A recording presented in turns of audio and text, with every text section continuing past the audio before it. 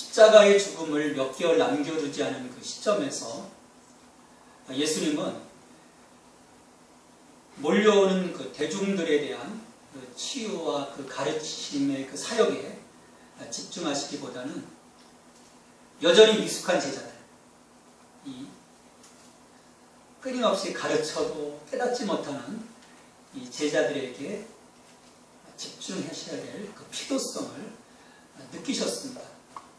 그래서 평소와는 달리 이 갈릴리 지역을 지나가시면서 사람들에게 자신의 거취를 드러나게 하지 않으셨어요. 은밀하게 행하시면서 오히려 제자들과 조용한 시간을 보내셨습니다. 예수님은 아직 이 부족한 제자들,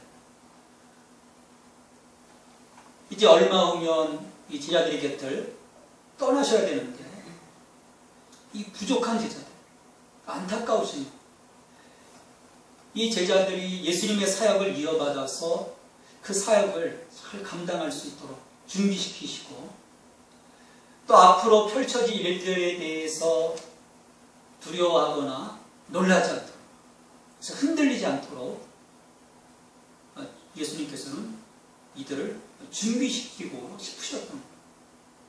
그래서 예수님께서는 길을 가시면서 쭉 말씀으로 이 제자들을 가르치셨습니다.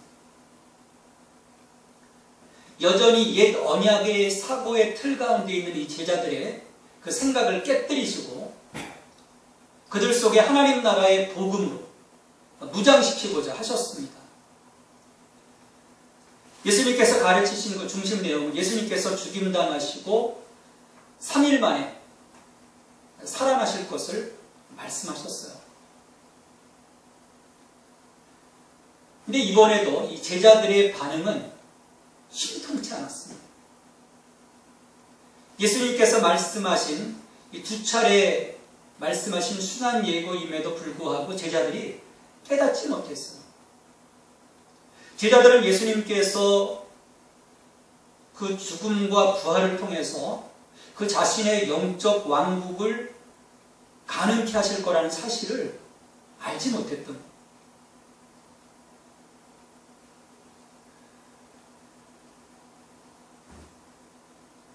그들은 그 두려움 가운데서 예수님께 묻지도 못했어요. 도대체 뭡니까? 묻지도 못했어요. 제자들은 예수님의 이 죽음이 자신들의 희망에 찬물을 끼얹는 것이라고 생각을 했습니다. 두려워서 묻지 못해요. 왜냐하면 지난번 그 베드로가 그 길을 가로막아섰다가 어떻게 됐습니까? 예수님께 호되게 꾸지람을 당했거든요. 그러니까 제자들이 좀 답답하면서도 입을 다 다뭅니다. 그래서 예수님과 이 제자들 사이에 한동안 정적이 흘렀어요. 근데 그것도 잠깐이었습니다. 길을 가면서 이 제자들 간에 작은 실랑이가 벌어지기 시작했습니다. 예수님께 들릴 정도로 이들의 다투는 소리가 컸습니다. 어떤 내용인지 예수님이 다 들으셨어요.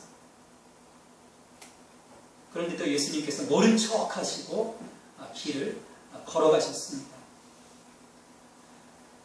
십자가의 죽음이 얼마 남겨지지 않은 그런 상황에서 이처럼 그 예수님과 제자들 사이에 이 간격은 좁혀질 기미가 보이지 않았습니다. 참 더디가는 최고의 스승이 그 옆에서 가르쳐줌에도 불구하고 참 이 12명의 제자들을 보면 더디가는 것을 볼 수 있습니다. 이걸 보면요, 우리의 지금 영적 수준이 생각처럼 진행이 안 되고 성장하지 못해도 우리가 실망하거나 낙심할 이유가 없습니다. 우리 제자들 보면 말씀을 주님께서 가르쳐 주셔도 깨닫지 못하잖아요. 우리도 마찬가지죠. 말씀을 들으면 속속 들어와야 되는데 그 말씀이 깨달아지지 못해요. 또 들은 말씀이 없다 보니까 말씀대로 살아가지 못하는 엉터리 교인처럼 하나님 함께 비춰집니다. 또 보면 내 생각대로 살아가고 주님 편에 서 있어야 되는데 주님과는 또 반대의 길에 있고 하는 그런 우리들의 모습. 근데 우리 예수님의 제자들을 보면 주님의 말씀을 깨닫지 못하고 또 보면 그 주님 옆에 위태하게 붙어있는 그런 상황 속에서 가지만 결국은 하나님의 때에 그들이 하나님 나라를 위해서 자신의 목숨들을 다 내어놓는 것들을 볼 수 있어요. 참 더디가는 것입니다. 그런 것들을 보면서 오늘 우리가 위로를 받습니다.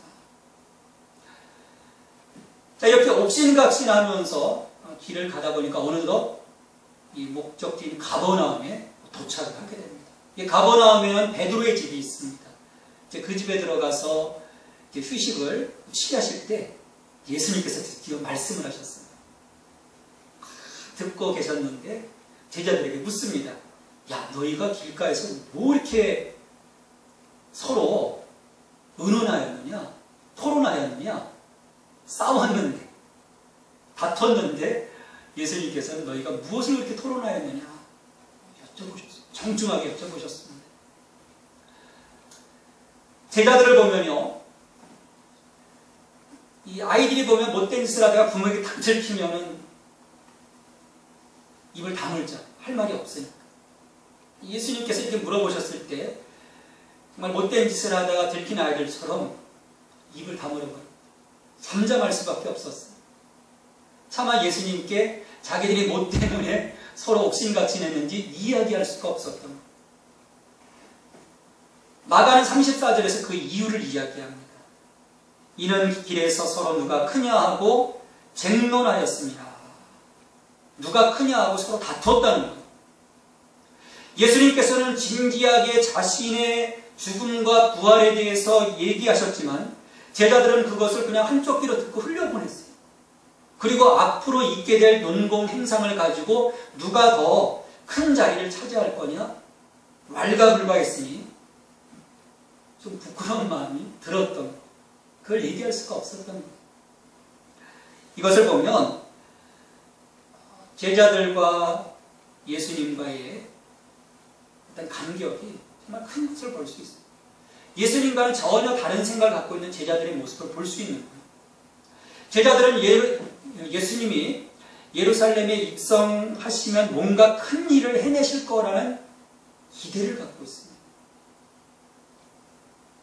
지금 예수님이 갖고 계신 그 계획, 그건 안중에 없는 거예요. 또 뿐만 아니라 전체 유대 사회가 지금 어떻게 돌아가고 있는지 그 정황을 정확하게 파악하고 있지 못하는 제자들의 어리석음을 볼 수 있어요. 지금 제자들은요, 그 무지몽매한 그 무리들, 예수님이 막 그 놀라운 기적들을 행하실 때 왕으로 삼고자 했던 그 인기에 지금 취해 있었던 거예요. 야, 그래서 뭔가 되겠다. 근데 사실은 유대 사회 전체는 예수님을 해치려고 하죠. 죽이려고 하죠. 그것을 보지 못합니다. 무엇보다도 예수님은 제자들에게 예수님이 가야 하는 길을 이해시키기 위해서 무던히 애를 쓰셨습니다. 계속해서 보여주셨어요. 제자다가 무엇인지 분명하게 말씀하셨습니다. 자기를 부인하고 자기 십자가를 지고 나를 쫓아라. 하지만 제자들은 전혀 그 길을 받아들일 준비가 되어 있지 못했던 거예요. 그것은 그들에게 중요한 것이 아니었습니다. 그들에게 중요한 것은 누가 크냐, 누가 높은 자리를 차지할 건가. 예수님은 희생적인 죽음의 길을 묵묵히 걸어가고 있는 반면에 이미 태도가 흐트러진 이 제자들은 예수님 뒤에서 자신들의 순서를 정하는 데 지금 바빴던 거예요. 나는 예수님의 좌편에 우편에 앉겠다고 하니까 무슨 소리냐. 왜 너희가 앉아야 되냐. 내가 앉아야 된다. 서로 다투었다. 이것은 마치 죽음을 앞두고 숨을 헐떡거리고 있는 그 부모님 앞에서 유산을 놓고 누가 더 많은 것을 차지할 거냐 머리끄덩이 잡고 싸우는 것과 똑같은 거예요. 정말 창피한 일이죠. 왜 이런 일이 지속적으로 이어져 가고 있는 걸까요? 그것은 제자들의 잘못된 기대로 인해서 생기는 것입니다. 잘못된 기대. 우리 예수님이 뭔가 하시겠다고 하는 그 방향을 잃어버린 잘못된 기대가 제자들의 발목을 이렇게 질기로 붙잡고 늘어지고 있는 거예요. 제자들은 여전히 화려한 비전을 갖고 있었습니다. 예수님은 십자가, 죽음을 얘기하시는데 제자들은 화려한 비전을 갖고 있었던 거예요. 종이 되는 것에 대해서, 희생하는 것에 대해서 아무 생각도 없었습니다. 그들은 십자가를 지고 고난당하는 종 메시아를 따를 준비가 되어 있지 않은 채 의기양양한 야망에만 지금 사로잡혀 있던 것이죠. 이것을 보면 우리가 속히 자기를 부인하고 십자가의 길을 따라갈 것을 결단하고 그 길에서 뒤돌아보지 않고 우리의 모델이신 예수님을 바라보면서 올곧게 가는 것이 얼마나 중요한지 깨닫게 됩니다. 우리가 머물거리다 보면요, 세상의 그 잘못된 기대에 마음을 빼앗기게 되어 있습니다. 그러다 보면 우리는 끊임없이 우리를 유혹하는 마귀에게 무릎을 꿇게 될 수밖에 없습니다. 하나님도 우리를 정확히 하시지만 마귀도 우리의 욕망을 정확히 꿰뚫어 보고 있기 때문입니다. 우리가 틈을 보이는 그 즉시, 허망한 기대를 갖고 있는 그 즉시 마귀는 우리를 유혹합니다. 우리를 흔들어 놓습니다.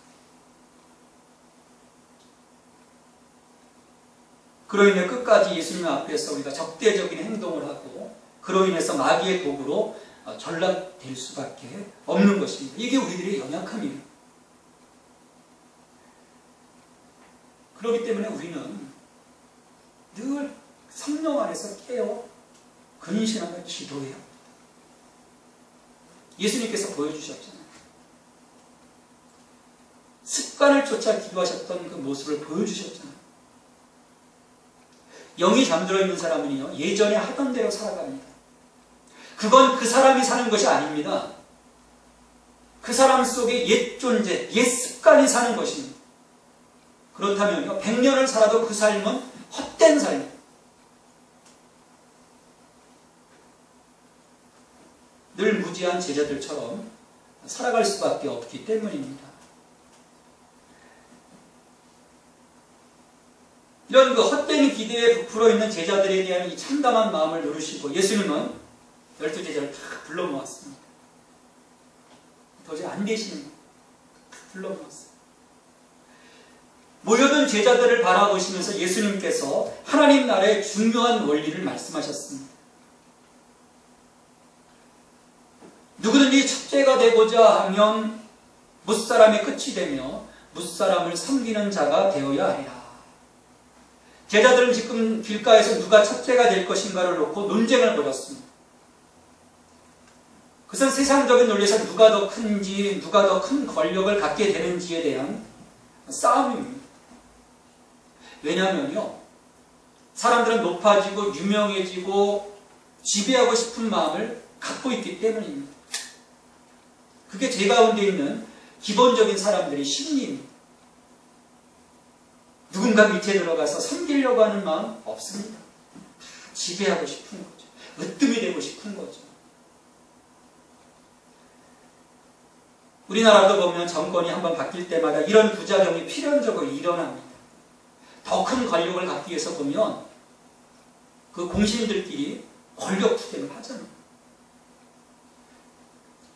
그리고 그런 그 불행한 결과들, 요즘도 보면 그런 그 권력 싸움의 불행한 결과들이 하나둘씩 지금 드러나고 있어요. 이것은 비단 나라뿐만 아니라 우리가 속한 수많은 공동체 속에서도 볼 수 있습니다. 심지어 주님의 몸된 이 교회 안에서도 이런 싸움이 일어납니다. 누가 더 크냐? 누가 더 많은 것을 가지느냐? 누가 권력을 지느냐? 이 얼마 전 강남의 모 대형교회에서 일어난 아주 오래전에 은퇴하신 그 아버지 목사님과 아들 목사님 사이의 그 싸움도 마찬가지입니다. 결국 권력 싸움, 자리 싸움은 자기를 죽이는 일일 뿐만 아니라 하나님 나라의 질서에 위배됩니다. 욕심이 잉태한 즉 죄를 낳고 죄가 장성한 즉 사망을 낳기 때문에 그 자리에는 필연적으로 죽음이 있습니다. 우리 영이 죽게 되어 있어요. 하나님 나라의 질서는 세상 질서와 질적으로 달라야 합니다. 예수님은 제자들을 향해 전혀 색다른 하나님 나라에서 으뜸이 되는 길을 제시하셨습니다. 첫째가 되고자 하면 맨 끝이 되라는 겁니다. 이 끝이 된다는 말이 뭘까요? 끝이 된다고 하는 말은 사람들의 눈에 잘 띄지 않는다는 말이에요. 사람들이 되게 앞에 부분만 보잖아요. 선두 부분만 보지 맨 뒤에 가는 사람 안중에 없거든요. 그러니까 사람들의 눈에 띄지 않게 낮아지라는 겁니다. 결국 그것은 자기를 비우는 삶입니다. 자기를 다 비워야 아무도 보지 않는 그 낮아짐의 자리에 내려갈 수 있는 것. 나를 비우지 않는데 어떻게 내려갈 수 있겠습니까? 내 욕심도 내려놓고 내 야망도 내려놓고 내 꿈도 내려놓고 자기를 부인하고 하나님 나라를 위한 삶, 하나님을 위한 삶, 예수님을 위한 섬김의 삶을 사는 것, 그것을 오늘 예수님이 요청하십니다. 예수님은 이것을 또 직접 보여주셨어요. 하나님과 근본 같으신 분이시지만 그 자리, 하늘의 보좌를 마다하시고 이 땅에 내려오셨습니다. 이렇게 낮아져서 섬기는 삶을 직접 보여주셨고 제자들과 오늘 우리들에게 이렇게 하도록 요구하시는 것입니다. 하지만 이렇게 살면 여러분 솔직한 마음 어떻습니까? 손해보는 것처럼 보이거든요. 내가 낮아서 섬긴다고 소리 없이 나의 모든 것 들여서 섬긴다고 세상 사람들이 우와 대단하십니다 칭찬할 줄 압니까? 아니에요. 오히려 우리가 낮아지고 섬기면요 깔봅니다. 우습게 여깁니다. 여전히 세상은 죄가 지배하고 있기 때문이에요. 세상은 거들떠보지 않지만 누가 봅니까? 그렇게 내가 낮아져서 섬기면 나를 하나님이 보십니다. 그리고 하나님께서 낮아지신 예수님을 지극히 높여주신 것처럼 우리도 나 또한 으뜸으로 하나님이 세워주시는 것입니다. 이것이 약속입니다. 우리의 삶이 나로 인해서 높아지는 것은 교만입니다. 그거는 멸망의 선봉이에요. 멸망으로 가는 아주 지름길입니다. 그러니까 결국 누가 크냐의 문제는 우리의 문제가 아닙니다. 하나님의 문제입니다. 왜냐하면 하나님이 그것을 정하시는 것이기 때문이죠. 이처럼 하나님 나라의 원리에서 첫째가 되는 길은 예수님처럼 낮아져서 섬기는 것입니다. 그런데 제자들은 죽기까지 섬기고자 하신 이 예수님의 길은 외면해버리고 앞으로 누가 더 높은 자리를 차지할 것인가 싸우고 있었으니 예수님 마음이 얼마나 답답하셨겠습니까? 이 작년에 작고한 그 박완서 씨 그 작품 가운데 보면 아주 오래전에 읽었던 책이에요. 꼴찌에게 보내는 갈채라는 그런 산문집이 있습니다. 꼴찌에게 보내는 갈채. 근데 그거는요 작가의 바람일 뿐이에요. 지금 사회의 현실은 꼴찌가 박수받기가 어렵습니다. 오히려 꼴찌는 도태당하게 되어 있어요. 외면당하게 되어 있습니다. 그래서 사람들은 1등이 되려고 애를 씁니다. 참으로 치열한 경쟁시대. 극단적인 예는 아예 그냥 1등이 못 될 바에는 차라리 죽음을 택하는 그런 상황까지도 지금 벌어지고 있습니다. 이런 카이스트나 이런 좋은 대학에서 아이들이 성적 때문에 죽는 이유들이 이런 이유잖아요. 얘 1등이 못 될 바에는 나 차라리 죽겠다. 그 점에서 예수님이 제시하신 으뜸의 길은 세상 사람들이 추구하는 으뜸의 길과는 정반대의 길입니다. 도저히 환영받기에는 곤란한 말씀입니다. 이렇듯 예수님은요, 인간의 이 고정화된 틀을 깨뜨리는 분이십니다. 이 땅에 오셔서 그 일을 하십니다. 고정화된 죄로 인해서 그 마귀적인 그 사고의 틀 속에 갇혀있는 생명들을 죽여가는 그 틀을 하나님, 이 예수님은 깨뜨리기를 원하십니다. 그 일을 위해서 최선을 다하셨어요. 그래서 우리의 삶에서 정말 파격적인 것들을 요구하십니다. 이처럼 예수님은 우리에게 고난을 통과한 영광만이 참 영광이요, 섬김은 자기 희생을 동반해야 한다고 하시니 어떻게 그것을 우리가 쉽게 수용할 수 있겠습니까?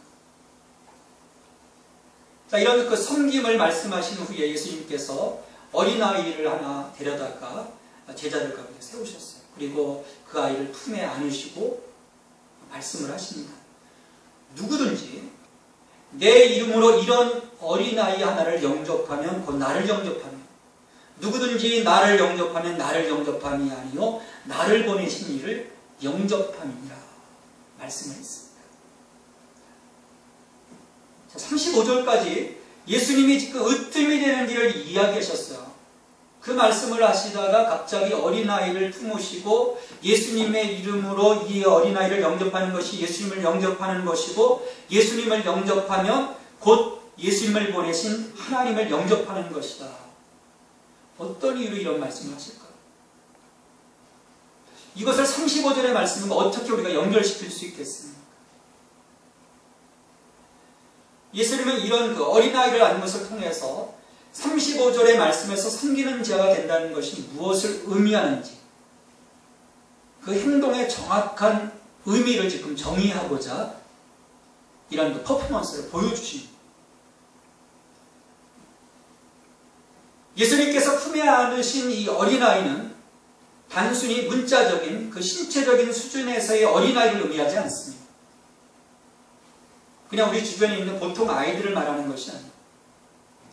힘없고 신체적으로 약하고 자기들의 힘으로 아무것도 할 수 없는 이 어린아이들의 현실적인 상태를 이미지로 표현한 겁니다. 그러니까 사회에서나 교회에서나 어린아이 같이 작은 자들, 보잘것없는 자들, 영향력 없는 자들, 무시당할 수밖에 없는 위치에 있는 자들, 그런 자들을 섬기라고 하신 겁니다. 이것은 한마디로 우리에게 섬김의 진정성을 요구하는 겁니다.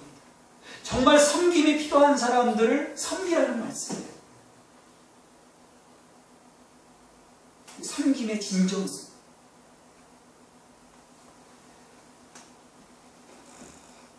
내 이름으로 이런 어린아이 하나를 영접하면, 여기 두 가지 우리가 생각해야 될 의미가 있습니다. 전제 조건을 다루신 거잖아요. 내 이름으로 이런 어린아이 하나를 영접하면. 자, 이것은 어떤 사람을 영접하는 행동이 그 사람을 위해서 하는 일이 아니라는, 예수님 때문에 사랑하고 그 사람 때문이 아니라 예수님 때문에 사랑하고 예수님 때문에 영접하는 것을 의미합니다. 우리가 직접 작은 자, 보잘것없는 자를 보고 그들을 섬기는 것이 아닙니다. 그들을 품고 계신 예수님 때문에 그들을 섬기는 것입니다. 아주 중요한 의미입니다.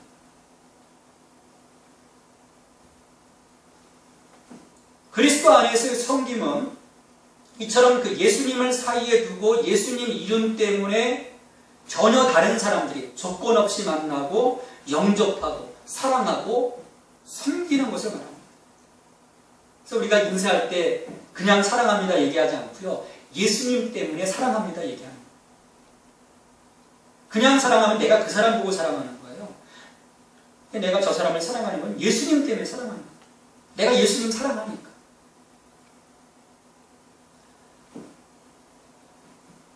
또한 내 이름으로 이런 어린아이 하나를 영접하면 이 섬김에 대한 기대를 갖지 말라는 겁니다. 지금 어린아이라고 하는 이미지는 아무것도 할 수 없는 그런 이미지예요. 섬김을 받아도 뭔가 해줄 수 있는 힘이 없어요. 여력이 없어요. 그러니까 그들에게 아무런 기대도 기대하지 말고 섬기라는, 그냥 섬기라는. 어떤 그 반대급부. 요즘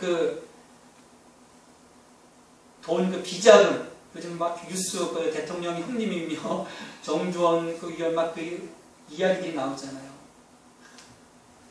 그 사람들이 돈 줄 때 그냥 섬기는 겁니까? 아유, 국회의원 그냥 고생하시는데 이 나라를 위해서 헌신하시고 내가 섬기겠습니다. 의미 없이 주겠습니까? 다 의미 있는 섬김이잖아요. 뭔가를 기대한, 내가 이렇게 줄 테니까 당신도 내게 좀 주십시오. 그런 기대인 거예요. 근데 예수님은 예수님의 이름으로 그냥 섬기라는 거예요. 어떤 기대를 갖지 말라는 것입니다. 항상 기대를 갖다가 마음 상하는 거거든요. 근데 보면 우리 주변에 보면 이런 섬김들이 많습니다. 이건 가증스러운 섬김이에요. 거기엔 어떤 가치도 부여할 수가 없습니다.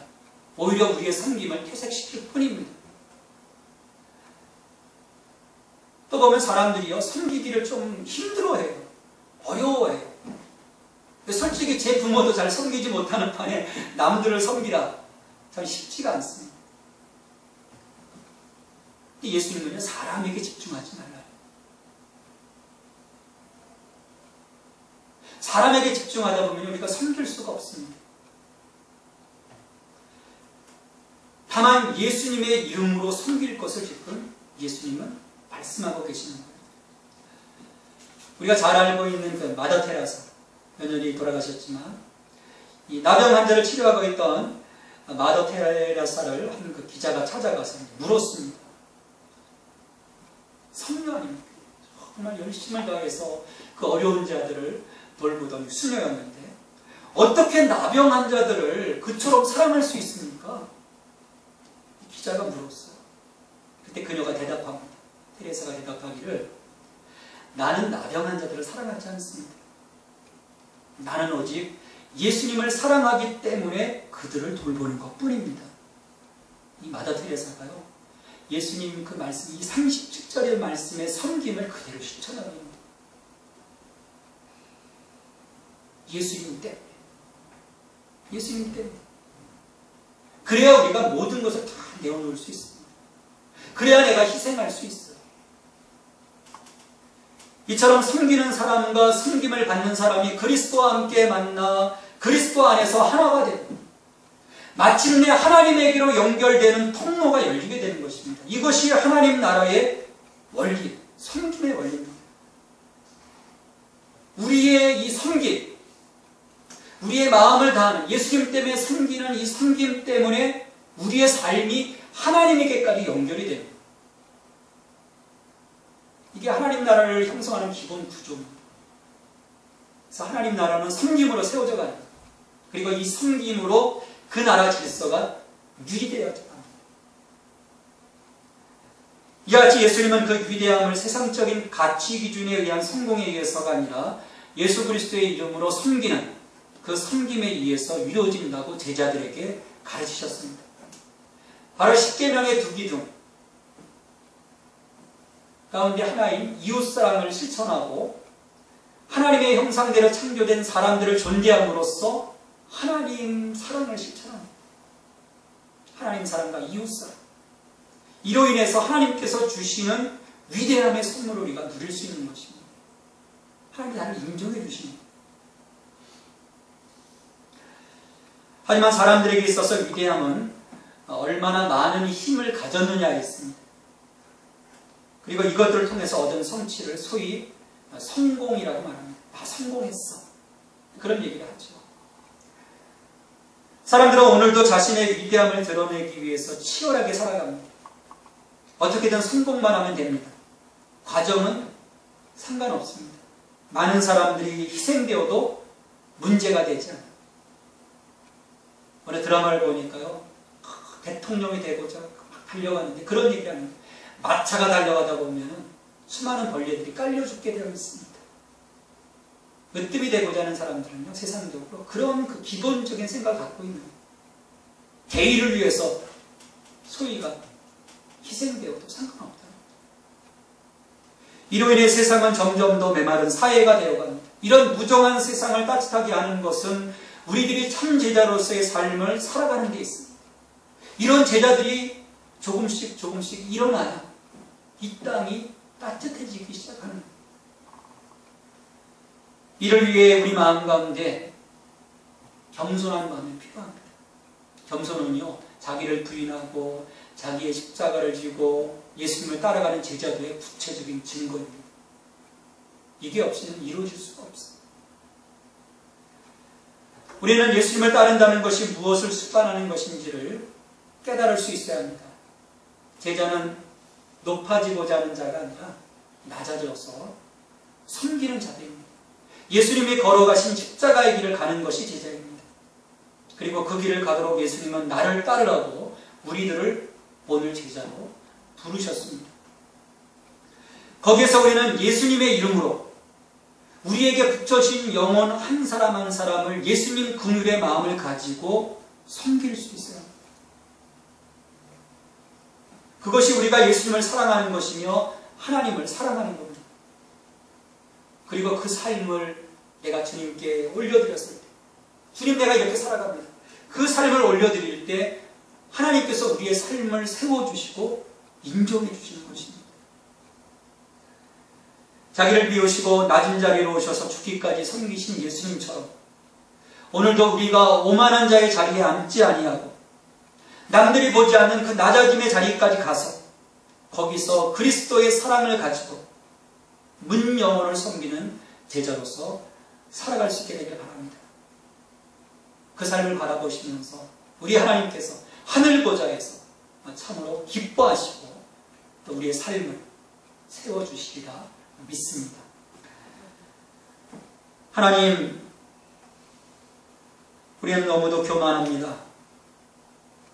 하늘의 자리에서 이 땅의 종의 자리로 오셔서 죽기까지 우리를 위해 섬기신 예수님을 따라가지 못하고 있습니다. 주님 용서하여 주시고 이 섬김의 삶을 살아갈 수 있는 용기를 허락하여 주옵소서. 세상에 많은 사람들을 지배하고 그 위에서 지내고 싶어 하지만 제자들로서 우리는 저 끝에서 저들을 섬기는 종으로서 살게 하옵소서. 자그마한 이 땅의 성공에 목숨 걸지 않게 하옵소서. 한 영혼을 천하보다 귀하게 여기시는 하나님의 말씀처럼 한 영혼을 향한 온전한 섬김으로 주님의 뜻을 이루어가는 제자들이 될 수 있도록 도와주시옵소서. 예수님의 이름으로 기도하옵나이다. 아멘.